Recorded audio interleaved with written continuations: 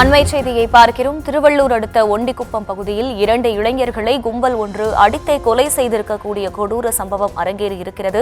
அது தொடர்பான காட்சிகளும் வெளியாகி இருக்கின்றன. விவரங்களோடு இணைகிறார் செய்தியாளர் பிரபு. பிரபு, வணக்கம். இந்த சம்பவம் குறித்த முழு விவரம்.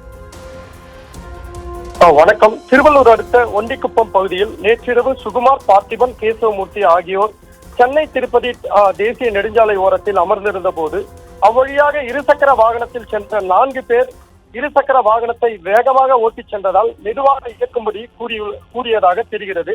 இதனையடுத்து சுகுமார், பார்த்திபன், கேசவமூர்த்தி மற்றும் இருசக்கர வாகனத்தில் வந்த 4 பேர் இடையே வாக்குவாதம் முற்றி கைகலப்பு ஏற்பட்டதாக கூறப்படும் நிலையில் சாலை ஓரத்தில் இருந்த கூர்மையான கற்களை எடுத்து பார்த்திபன், சுகுமார், கேசவமூர்த்தியை மர்ம நபர்கள் 4 பேர் தாக்கியுள்ளனர். இதில் படுகாயமடைந்த பார்த்திபன், சுகுமார் ஆகியோர் சம்பவ இடத்திலேயே துடிதுடித்து உயிரிழந்த நிலையில் ஆபத்தான நிலையில் கேசவமூர்த்தி திருவள்ளூர் அரசு மருத்துவக் கல்லூரி மருத்துவமனையில் அனுமதிக்கப்பட்டு சிகிச்சை பெற்று வருகிறார்.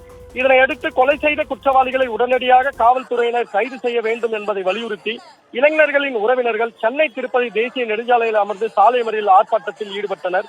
அப்போது அவரது உறவினர்கள் சாலையில் படுத்து உருண்டு அழுத காட்சி காண்போரின் கண்களில் கண்ணீரை வரவழைப்பதாகவும் இருந்தது.